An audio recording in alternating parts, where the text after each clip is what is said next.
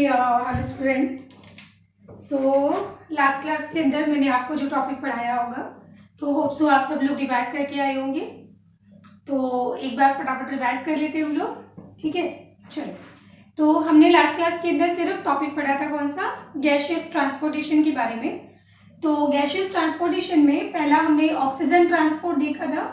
तो oxygen transportation में मैंने आपको क्या पढ़ाया था कि 3% ऑक्सीजन का ट्रांसपोर्ट जो होगा वो डिजोल्व फॉर्म के अंदर होगा और 97% जो ऑक्सीजन का ट्रांसपोर्टेशन होगा वो विद हीमोग्लोबिन होगा, in form of oxygenated haemoglobin की फॉर्म में। क्लियर हो गया। चलिए सेकेंड, और यहाँ पे हम लोगों ने हीमोग्लोबिन को एंड प्लस ऑक्सीजन की डिसोसिएशन के बारे में बात की थी। तो आपको मैंने होमवर्क दिया था कि एनसीईआरटी के अंदर देखना, ये जो ग्राफ बनाया हुआ है ना सिग्मॉइड, तो ये ग्राफ किसका है, हीमोग्लोबिन ऑक्सीजन एसोसिएशन कर्व है या डिसोसिएशन। हाँ, तो इसमें लिखा हुआ है क्या, ये एक डिसोसिएशन कर्व है। ये क्या हो जाएगा, एक डिसोसिएशन कर्व।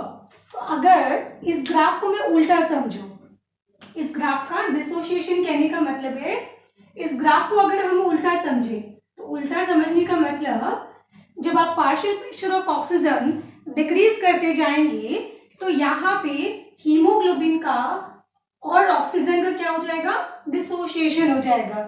तो यहाँ पे ग्राफ को आपको उल्टा पढ़ना है। इतना क्लियर हो गया। अच्छा, फिर हमने देखा था कि हीमोग्लोबिन और ऑक्सीजन के डिसोसिएशन को या बाइंडिंग को प्रमोट कौन करेगा और इनहिबिट कौन करेगा।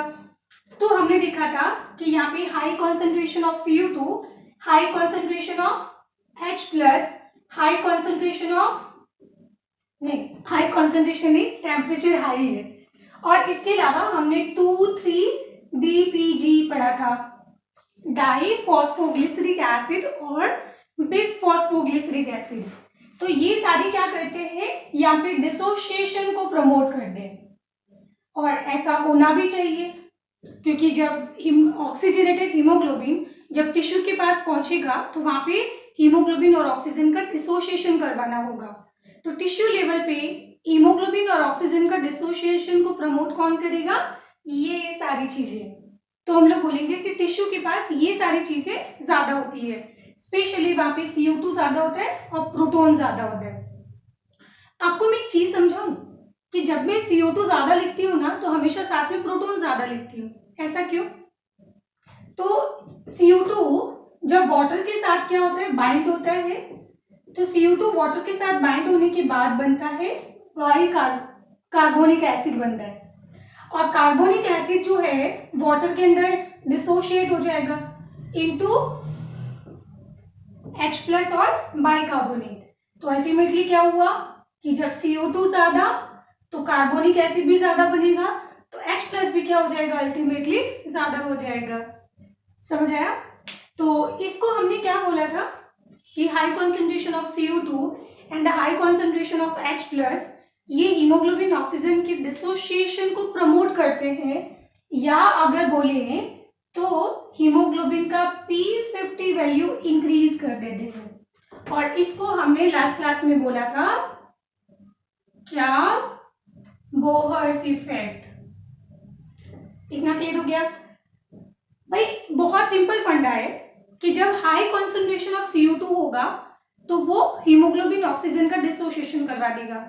इसका उल्टा, जब हाई कॉन्सेंट्रेशन ऑफ ऑक्सीजन होगा तो वो हीमोग्लोबिन CO2 का डिसोसिएशन करवा देगा। बहुत सिंपल है ना, अति सिंपल। यहाँ पे देखो, अब इसको प्रमोट कौन करेगा, तो हाई कॉन्सेंट्रेशन ऑफ ऑक्सीजन इसको प्रमोट करेगा, बाकी सारी चीजें यहाँ पे लो कर दीजिएगा, बस हो गया। तो ये सारी चीजें इसको क्या करेगा, प्रमोट करेगा। इतना क्लियर हुआ? फिर हमने यहाँ पे पढ़ा था क्या, CO2 ट्रांसपोर्टेशन के बारे में। बट उससे चीज पहले मैं हीमोग्लोबिन के बारे में कुछ और डिस्कस करूंगी। तो क्या मैम अभी तक हीमोग्लोबिन खत्म नहीं हुआ? थोड़ा सा बच गया बेटा, ठीक है। अगर मैं सारा एक साथ पढ़ा देती तो तुम लोग रोने लग जाते, इसलिए मैंने उसको ब्रेक करके पढ़ाया है, ठीक है। तो आ जाओ देखो। अब हम बात करते हैं कि इन आरबीसी के अंदर हीमोग्लोबिन का कितना कंटेंट होता है। आरबीसी के अंदर प्रेजेंट होता है ना हीमोग्लोबिन। अब बताओ हमारे ब्लड के अंदर, और अगर मैं ब्लड का ले लूँ यहाँ पे कितना 100 ml, तो 100 ml ब्लड के अंदर हीमोग्लोबिन होता है कितना 14 to 16 milligram, 14 to 16 milligram in 100 ml of blood. तो हम लोग ब्लड टेस्ट करवाने जाते हैं ना, तो ये चीज होती है। अब हम लोग पढ़ते हैं कि यहाँ पे 1 ग्राम ऑफ हीमोग्लोबिन ये यहाँ पे कैरी कर सकता है 1.34 माइक्रोलीटर ऑक्सीजन, ये ट्रांसपोर्ट करता है। क्या बोला मैंने कि हीमोग्लोबिन का 1 ग्राम जो है वो कितनी ऑक्सीजन को ट्रांसपोर्ट करेगा, 1.3 मिलीग्राम को ट्रांसपोर्ट करता है, सॉरी मिलीलीटर, गैस है ना ये वाला, तो मिलीलीटर को ट्रांसपोर्ट करता है। तो आप मुझे चीज बताओ यहाँ पे 100 ml ब्लड कितना ट्रांसपोर्ट करेगा, बोलो। तो इसलिए हम लोग बोलेंगे कि 100 ml ब्लड है, ये कितना ट्रांसपोर्ट करेगा ऑक्सीजन को। देखो 1 ग्राम हीमोग्लोबिन इतने ऑक्सीजन को ट्रांसपोर्ट करता है, और 100 ml ब्लड में इतना हीमोग्लोबिन होता है, तो इसको मल्टीप्लाई कर दो ना। तो इन दोनों का मैं एवरेज ले लेती हूँ 15, इन दोनों का हम एवरेज ले लेते हैं कितना 15 ले लेते हैं, तो ये 15 लिख दिया, और इसको मल्टीप्लाई कर दो आप 1.34 ml ऑक्सीजन से। तो जब आप इसको सॉल्व करोगे तो अप्रोक्स आंसर आएगा आपका 20 ml ऑफ ऑक्सीजन। तो यानी 100 ml ऑफ ब्लड जो है वो इतना ऑक्सीजन को ट्रांसपोर्ट करता है। तो ये भी आपको समझ आ गया होगा। अब अगर मैं बात करूं, ये आपके पास ऑक्सीजनेटेड ब्लड है, जो कहां पे जाएगा, जो जाएगा सेल्स के पास, और इस ऑक्सीजनेटेड ब्लड के अंदर बताओ ऑक्सीजन कितना है, तो आप बोलोगे 20 ml ऑक्सीजन पर 100 ml ऑफ ब्लड, ब्लड में ना। चलो अब जब ये सेल्स के पास जाएगा तो ये क्या करेगा, यहाँ पे ऑक्सीजन रिलीज कर देगा। तो ऑक्सीजन रिलीज करने के बाद अब ये कैसा हो गया, अब ये हो जाएगा यहाँ पे डीऑक्सीजनेटेड ब्लड। तो क्या मुझे बताइए, ये 100% ऑक्सीजन सारी की सारी रिलीज कर देता है क्या, नहीं। हमने पढ़ा था ना कि जो सेल्स के पास जो ऑक्सीजनेटेड ब्लड आता है वो कितना होता है 95 mmHg, एंड जो वापस चला जाता है वो कितना होता है 40 mmHg। तो मतलब वो हाफ ऑफ ऑक्सीजन ही क्या किया, उसने सेल्स को ट्रांसपोर्ट किया ना। तो मतलब कंप्लीटली जो डीऑक्सीजनेटेड ब्लड होता है वो कभी भी एब्सोल्युटली डीऑक्सीजनेटेड नहीं होता है, मतलब इसके अंदर सारा हीमोग्लोबिन एब्सोल्युटली डीऑक्सीजनेटेड नहीं होता है। इसका मैं रीजन समझाती हूँ आपको। तो ये इतना ट्रांसपोर्ट करेगा, इसको कितना 50 ml इसको ट्रांसपोर्ट करेगा, तो बाकी बचा कितना 14.4 ml ऑफ ऑक्सीजन, ये वापस 100 ml ब्लड के अंदर चला जाएगा, डीऑक्सीजनेटेड ब्लड के अंदर, या फिर हम बोलते हैं वेन्स के अंदर। तो ये वेन से वापस चला जाएगा लंग्स के पास, फिर लंग्स के पास जाके वापस हो जाएगा 20, और इतना। तो इस तरीके से अगर मैं बोलूं तो actually 100 ml of oxygen, 100 ml जो ब्लड है ना वो सेल्स को कितना ऑक्सीजन ट्रांसपोर्ट कर रहा है, तो फाइनली हम बोलेंगे 5 ml। अगर आप लोगों ने एनसीईआरटी पढ़ी होगी तो ये 5 ml के बारे में लिखा हुआ है। मैम मिटाइए मत, हमको लिखना है, एक बार फिर समझ लेते हैं। ये बहुत ज्यादा कैलकुलेशन नहीं है बेटा, अब अगर आपको ये भी समझ नहीं आएगा तो फिर हद है, फिर तो आप फिजिक्स कैसे पढ़ोगे, आई डोंट नो। ठीक है, तो इतना तो दिमाग लगाना ही चाहिए आपको। तो जो मैंने पढ़ाया है ना, एक बार वीडियो पोस्ट करो और फिर आप अपने से नोट डाउन करो, मतलब आपको कितना याद है।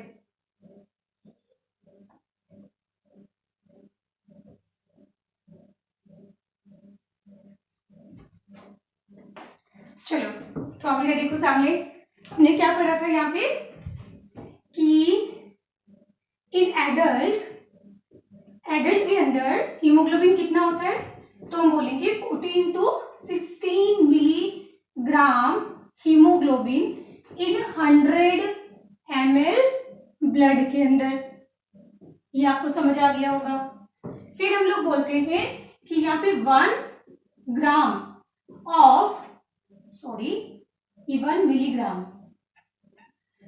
मिलीग्राम ऑफ हीमोग्लोबिन ट्रांसपोर्ट करेगा 1.34 माइक्रोलीटर ऑफ ऑक्सीजन, इतना ट्रांसपोर्ट करता है।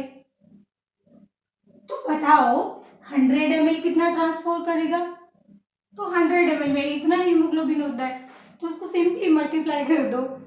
तो हम लोग बोलेंगे कि यहाँ पे 100 ml ब्लड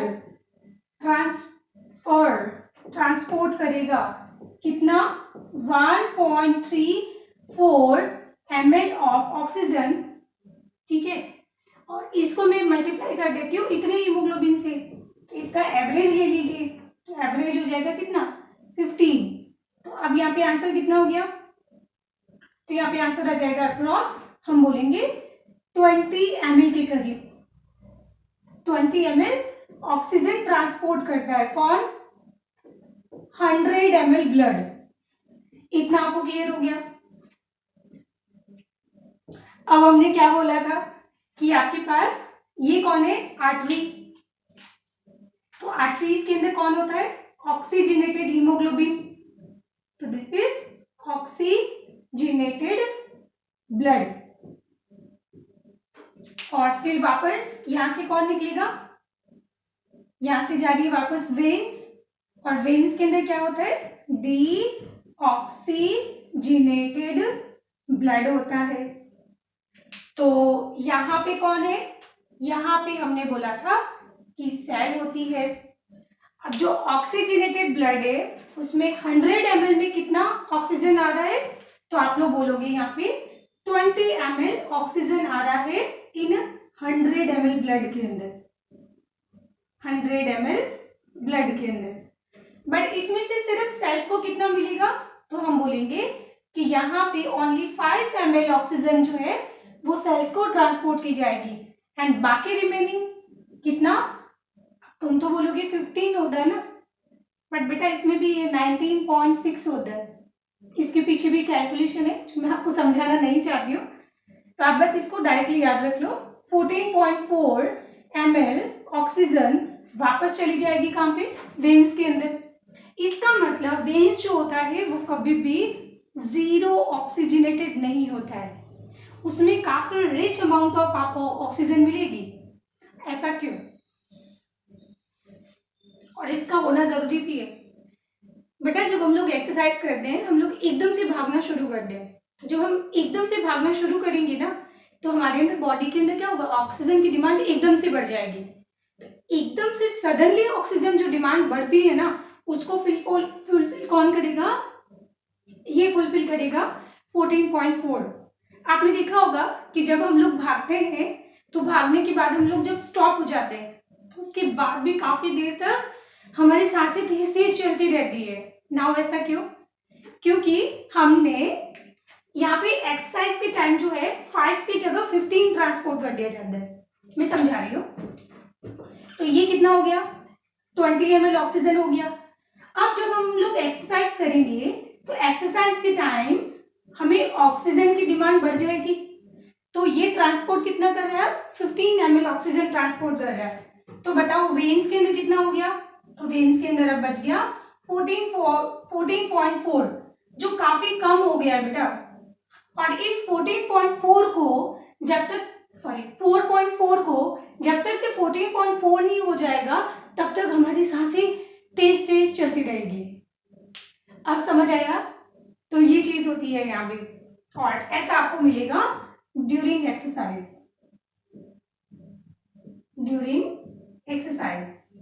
तो ये पॉइंट आप वापस से लिख लीजिए। मैं बहुत सिंपल सा एक बार फिर वापस बता रही हूँ बेटा कि जो हमारे पास आर्टरीज के अंदर 100 ml जो ब्लड आ रहा है वो 20 ml ऑक्सीजन को कैरी कर रहा है, बट सेल्स को कितना मिलेगा, सेल्स को यहाँ पे ट्रांसपोर्ट होगा फाइनली 5 ml। तो बाकी रिमेनिंग 14.4 ये वापस वेन्स के अंदर चला जाएगा। मतलब वेन्स के अंदर जो ब्लड होता है वो कभी भी फुल्ली डीऑक्सीजनेटेड नहीं होता है, उसमें भी आपको काफी रिच अमाउंट ऑफ ऑक्सीजन मिलेगी। और ऐसा क्यों? क्योंकि ये जो ऑक्सीजन होती है ना, ये हमारे ड्यूरिंग एक्सरसाइज के टाइम कंज्यूम होती है। देखो कैसे। और ये कितना है, 20 ml आया। और फिर उसके बाद में ये सेल्स को कितना ट्रांसपोर्ट हो रहा है, तो सेल्स को हम लोग बोलेंगे कि ये 15 ml ट्रांसपोर्ट हो रहा है, क्योंकि सेल्स के अंदर रेस्पिरेशन की रेट बढ़ चुकी है, तो ऑक्सीजन की डिमांड ज्यादा हो गई है, तो ये ज्यादा सप्लाई की जाएगी यहाँ पे। तो वेन्स के अंदर कितना हो जाएगा, तो वेन्स के अंदर अब बचेगा 14.4। एंड अब जब हम लोग एक्सरसाइज रोक देते हैं ना, तो उसके बाद क्या होता है, काफी देर तक लंबी लंबी सांसें चलती रहती है फास्ट। तो ऐसा क्यों होता है, जब तक ये 4.4 वापस 14.4 तक नहीं पहुंच जाएगा, तब तक हमारी सांसें तेज तेज चलती रहेगी। समझ आया? मैं एक बार और फिर बता देती हूँ कि ये 14.4 जो है बेटा जरूरी है, क्योंकि जैसे ही एक्सरसाइज शुरू होगी तो सडनली ऑक्सीजन की डिमांड एकदम से बढ़ेगी। और अगर मैं बात करूँ ब्रेन्स के बारे में, ब्रेन्स नहीं ब्रेन, तो ब्रेन जो होता है उसको एकदम से ऑक्सीजन की डिमांड है, और ये तो पहले से आपको तैयारी करके रखनी पड़ेगी ना। समझ आया? तो ये जो हमारे वाइटल ऑर्गन होते हैं ना, जैसे ब्रेन हो गया, किडनी हो गया, हार्ट हो गया, तो इनके लिए हमें इमरजेंसी के लिए ऑक्सीजन रखनी पड़ेगी। तो ये जो 14.4 ऑक्सीजन जो है ना, जो वेन्स के अंदर होती है, ये किसके लिए होती है, फॉर इमरजेंसी। और इमरजेंसी का मतलब एक्सरसाइज शुरू करते टाइम। इतना क्लियर हो गया? तो ये चीज हम लोगों ने पढ़ी है। तो यहां से हम लोग एक कैलकुलेशन मतलब एक समरी बना लेते हैं, कंक्लूजन बना लेते हैं कि यहाँ पे 100 ml ब्लड जो है फाइनली सेल्स को 5 ml ऑफ ऑक्सीजन ट्रांसपोर्ट करता है। ये हो गई हमारी समरी।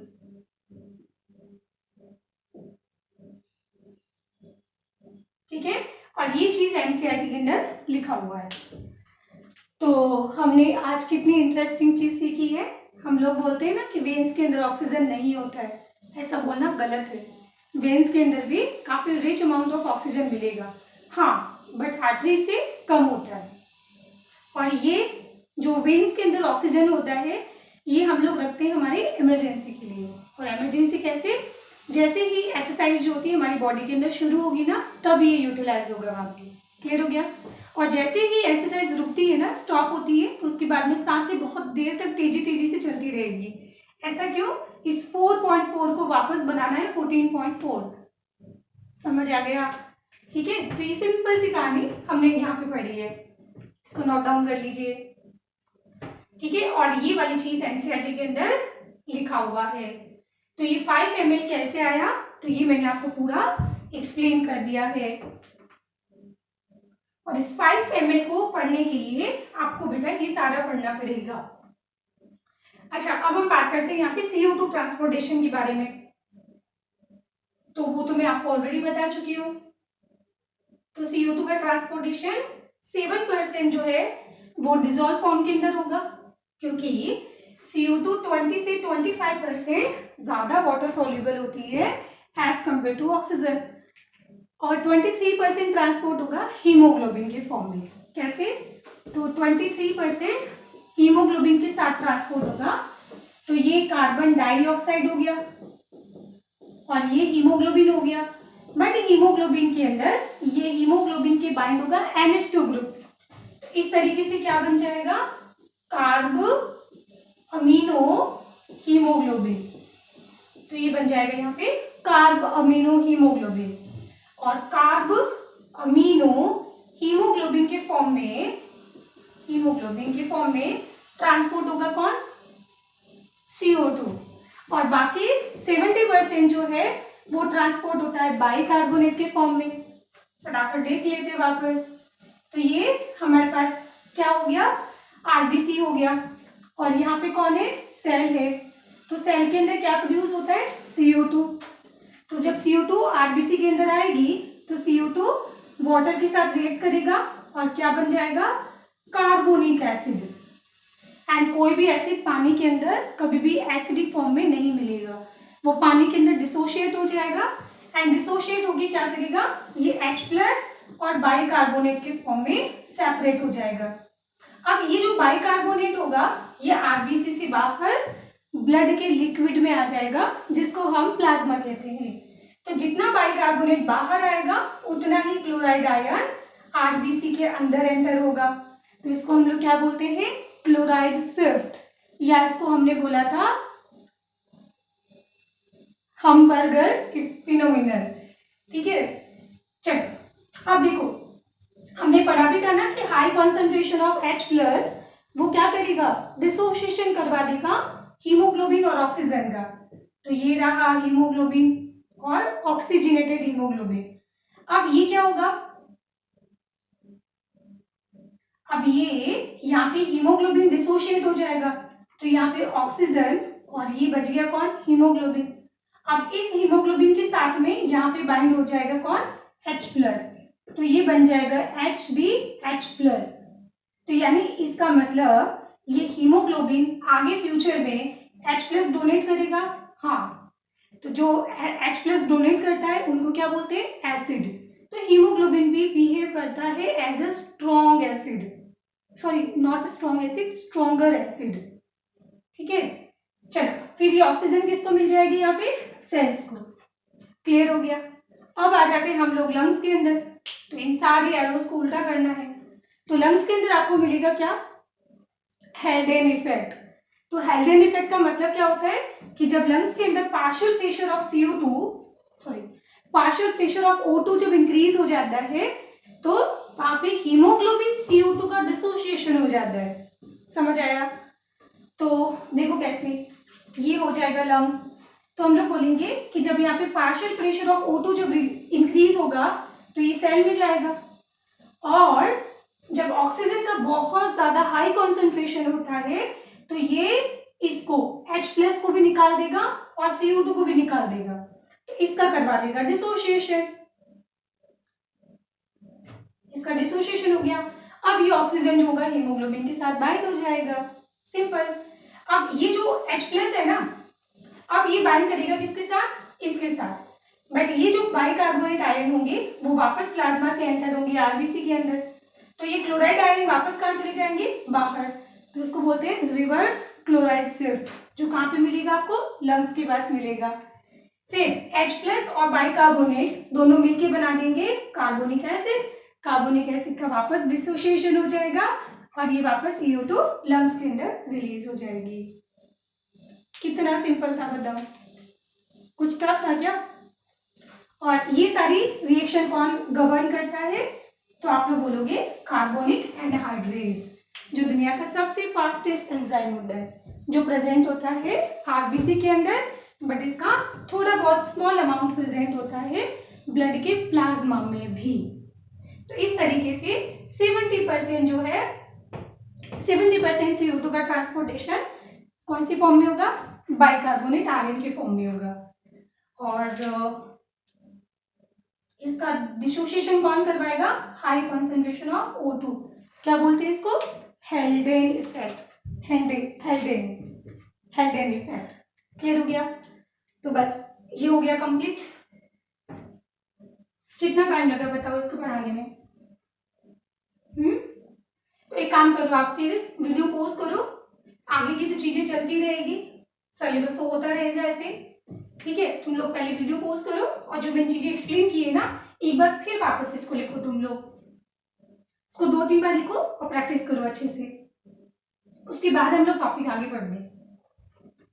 देखो जब पीछे के टॉपिक कवर होते हैं ना तो फिर आपको आगे पढ़ने में मजा भी आएगा, वरना ऐसा है ना कि पीछे की चीजें इकट्ठी हो रही होती है तो आगे पढ़ने में भी इंटरेस्ट नहीं आएगा, वो फिर बहुत बोरियत सी फील होने लगती है। ठीक है। एंड रही दूसरी बात रिवीजन की, तो वो तो बेटा आप मान लो कि रिवीजन के लिए कभी आपको टाइम नहीं मिलेगा। रिवीजन जब आप लोग चैप्टर पढ़ते हो ना तो आपको साथ का साथ ही करना होगा, क्योंकि बाद में कभी नहीं आता है, क्योंकि बाद में का नाम ही बाद में होता है, तो वो कभी नहीं आता है। ठीक है, तो ना उसके बाद हम लोग अब डिस्कस करने वाले हैं एक नया टॉपिक। कौन सा, रेगुलेशन, और उसके बाद में हम थोड़ी सी डिजीज के बारे में पढ़ेंगे, और उसके बाद हो गया चैप्टर कंप्लीट। तो नेक्स्ट हम बात करने वाले हैं regulation of breathing, regulation of breathing. But यहाँ पे ब्रीदिंग की जगह कभी कभी रेस्पिरेशन भी लिखा होता है, बट ध्यान रखना ये मैं रेस्पिरेशन कौन सी बात कर रही हूँ, जो लंग्स के अंदर हो रहा है। चलो हम सही नाम लिखते हैं, रेस्पिरेशन, रेगुलेशन ऑफ ब्रीदिंग के बारे में बात करते हैं। तो मैं पहले इसको रफ समझा दो, फिर हम फेयर लिखेंगे सारा। तो अगर आप लोगों ने कभी छोटी क्लास के अंदर ब्रेन पढ़ा होगा, तो ये हमारा क्या होता है, ब्रेन होता है। फिर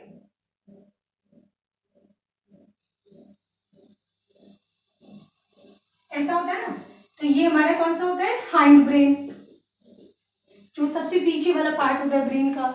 ये ब्रेन का यहाँ पे क्या होता है, मिड ब्रेन, और ये ब्रेन का कौन सा पार्ट है, फोर ब्रेन। तो ये ब्रेन का सबसे आगे वाला पार्ट फोर ब्रेन, बीच वाला पार्ट जो बहुत छोटा होता है इसको बोलते हैं मिड ब्रेन, और ये वाला होता है कौन सा, हाइंड ब्रेन। अब हाइंड ब्रेन के अंदर यहाँ पे हम लोग, वैसे तो तीन चीजें होती है, एक सेरेबेलम भी होता है, और एक पोन्स होता है, और एक मेडुला ऑब्लांगेटा होता है, ठीक है। बट हमारे लिए काम का क्या है यहाँ पे, हमारे लिए यहाँ पे पोन्स काम का है और मेडुला ऑब्लांगेटा काम का है, जो दोनों ही पार्ट होते हैं किसके, हाइंड ब्रेन के। तो जिनको ये चीजें नहीं पता है ना, आप एक बार कॉपी के अंदर नोट डाउन कर लो इसको। वैसे ये हम लोग कहाँ पढ़ते हैं, 10th क्लास के अंदर, ठीक है। तो इसको नोट डाउन हो गया होगा। तो ये मुझे अब बताने की जरूरत नहीं है कि पोन्स और मेडुला ऑब्लांगेटा ये दोनों पार्ट होते हैं किसके, हाइंड ब्रेन के पार्ट होते हैं, जिनका बेसिक काम होता है रेगुलेशन के अंदर। तो हम लोग जो ब्रीद करते हैं ना, तो इस ब्रीद के अंदर मेन काम, एम से मेन काम और एम से मेडुला, मेडुला ऑब्लांगेटा, तो इसका काम होता है। और मैं फिर अगेन पहले रफ से समझा देती हूँ। ये आपके पास क्या होता है, दिस इज मेडुला ऑब्लांगेटा, और ये वाला पार्ट क्या होता है, पोन्स हो गया, और ये दोनों पार्ट होते हैं हाइंड ब्रेन के। अब इसके अंदर जो मेन कंट्रीब्यूशन होता है ना, वो किसका होता है, मेडुला ऑब्लांगेटा का या मेडुला का होता है। अब इस मेडुला के अंदर यहाँ पे प्रेजेंट होते हैं गैंग्लियन, और जब मैं टर्म यूज करती हूँ गैंग्लियन, तो इसका मीनिंग होता है ग्रुप ऑफ न्यूरॉन्स। गैंग्लियन मतलब ग्रुप ऑफ न्यूरॉन्स। तो ये प्रेजेंट होता है डोर्सल साइड पे, सो दैट्स व्हाई इसको बोला जाएगा डोर्सल रेस्पिरेटरी सेंटर। क्या बोलेंगे, dorsal respiratory centre, respiratory centre जो डोर्सल साइड पे प्रेजेंट है। और एक इसमें पीछे की तरफ, पीछे मतलब मैं आगे की तरफ बात कर रही हूँ, यहाँ वेंट्रल साइड की तरफ।